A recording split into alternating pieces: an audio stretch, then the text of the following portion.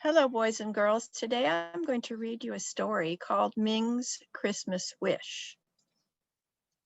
And so here's the book, Ming's Christmas Wishes. And as we read this together, listen to her wish come true.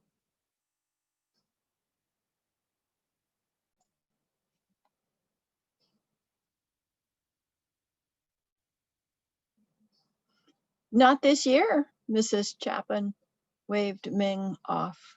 Not this year, Ming repeated, her voice rising. Not last year, not the year before that, not next year. You will never let me sing in the Christmas choir because I'm headstrong, the teacher said, turning away. Chinese, Ming whispered. I wish I could be part of the choir. Ming caught sight of the clock. It was late. She knew she wouldn't have dinner ready on time. Mama would be angry.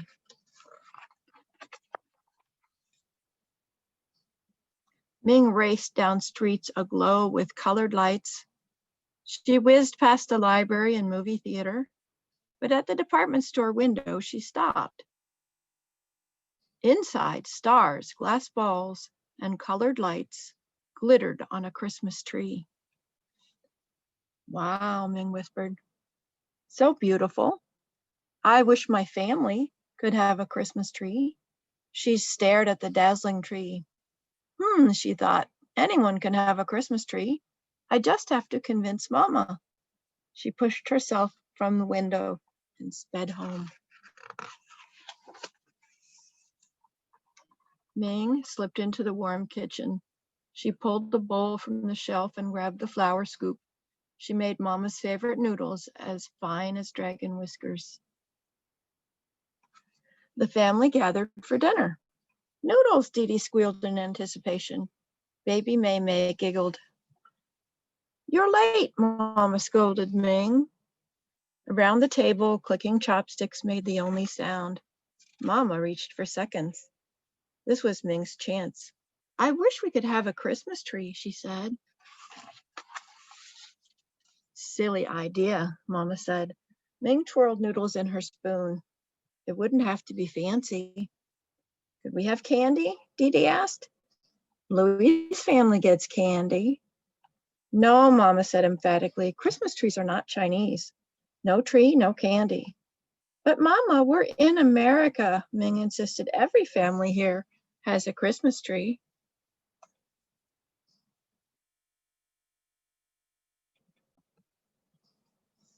Mama glared at Ming.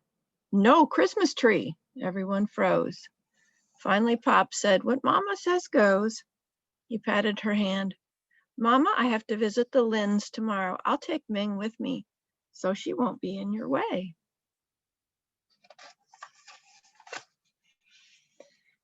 Ming woke the next morning in the velvety darkness. Outside, ground frost shimmered. 10,000 stars in the great silver river glittered across a black sky.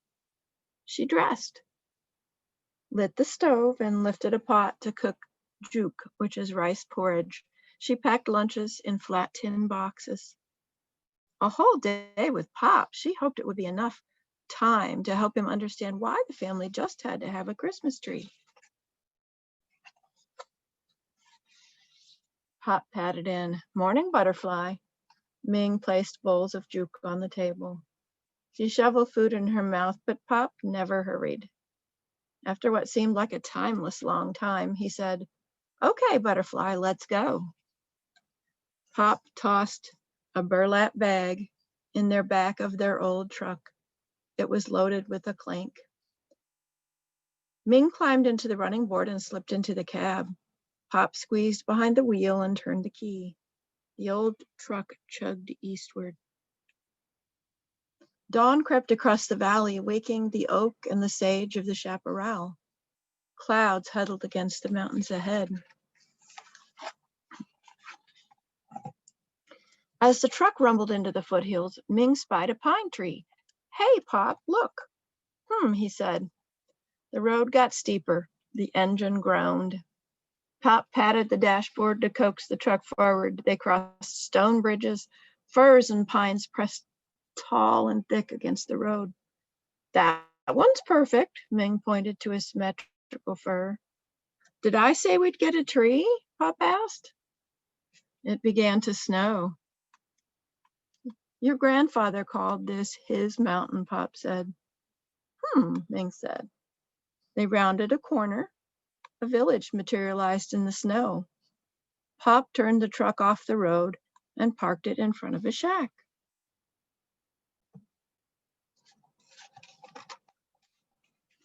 The stairs creaked under Ming's feet.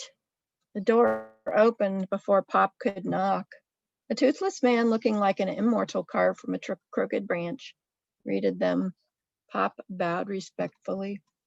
The old man's eyes disappeared in a deep crease. Old friend. Uncle Lin, Pop said. You remember my daughter? He signaled Ming to bow. Uncle nodded and then called behind him, Father. An even more ancient man huddled under a quilt on a bed in the corner. Father, Uncle Lin shouted again. Old Gong's son is here. Your father was my best friend. Grandfather Lin's voice was as faint as an echo.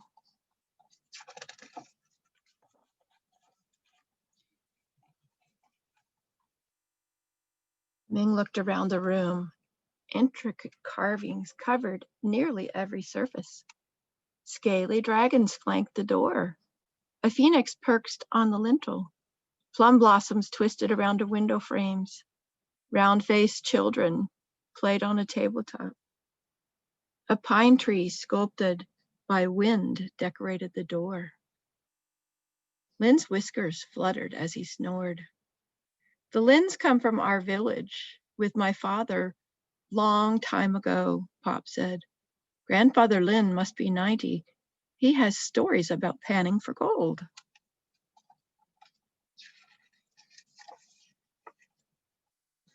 Uncle Lin served tea and watermelon. They shared the lunch Ming had made. Afterward, Ming sucked on salty seeds while the men talked about adventures from their past.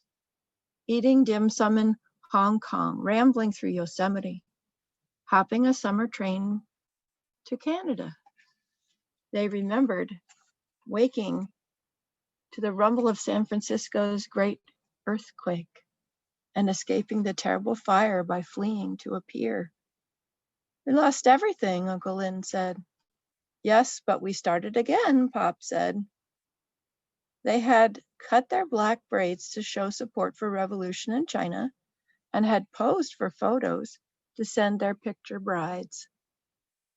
The young women in their Chinese families had arranged for them to marry. Their carvings grow more wonderful every year, Pop said. That pine tree is especially beautiful. Pines for long life, Uncle said, for strong character. Pop gestured toward the older man. If you two want to move to town, there's always a place for you with us. We're content, Uncle Lin said. Pop thanked the Lins for generations of kindness. Uncle smiled. We are forever in debt to the Gongs. Their words were as comfortable as old silk. I'm taking Ming to the old grove, Pop said. Can you find it? Uncle asked. With my eyes closed, Pop said. Grandfather Lin whispered from the corner, Safe journey. May you live 100 years, Pop returned. White blanketed the world as Pop turned the truck from the main road onto a gravel path. Where are we going? Ming asked. Pop said. The truck chugged toward a grove of towering trees. Pop cut the engine.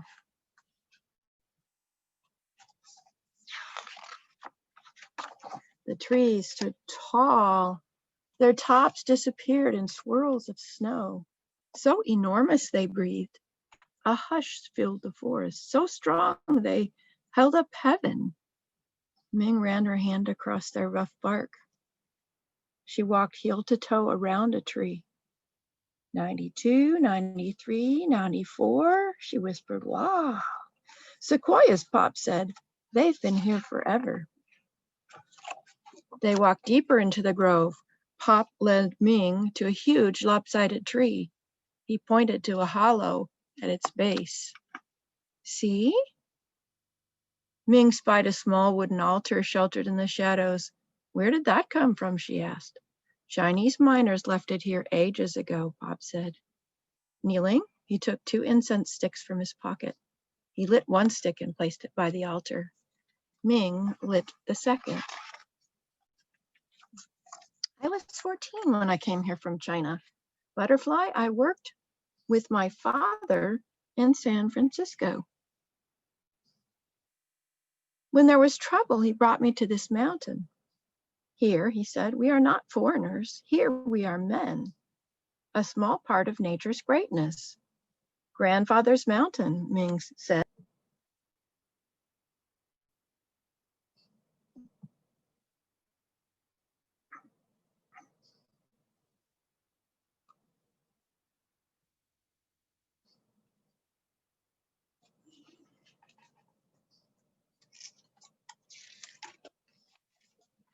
Pop, Ming asked, when you light incense, what is in your heart? A wish, a prayer that my children will make their way.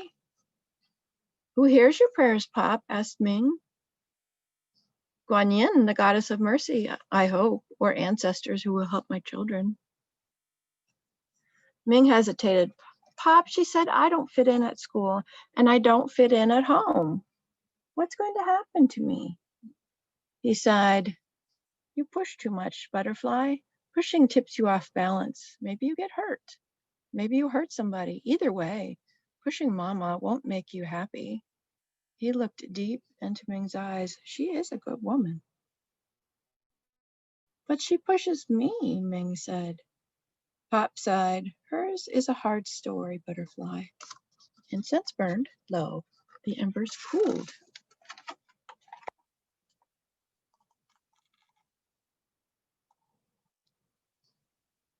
They retraced their steps through the trees to the truck. Pop pulled the burlap bag from the truck bed.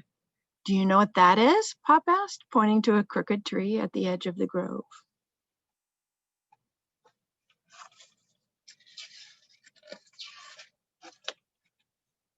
A sequoia, Ming guessed. No, he laughed. I've never dug up a sequoia.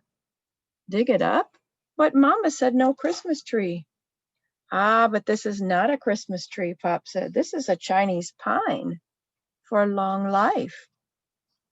For strong character, Ming said.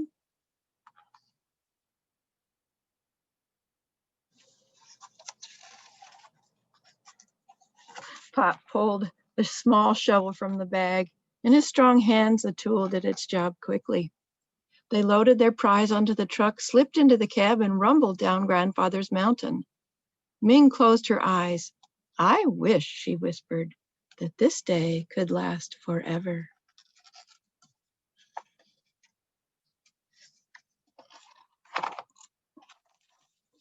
May you have a wonderful Christmas.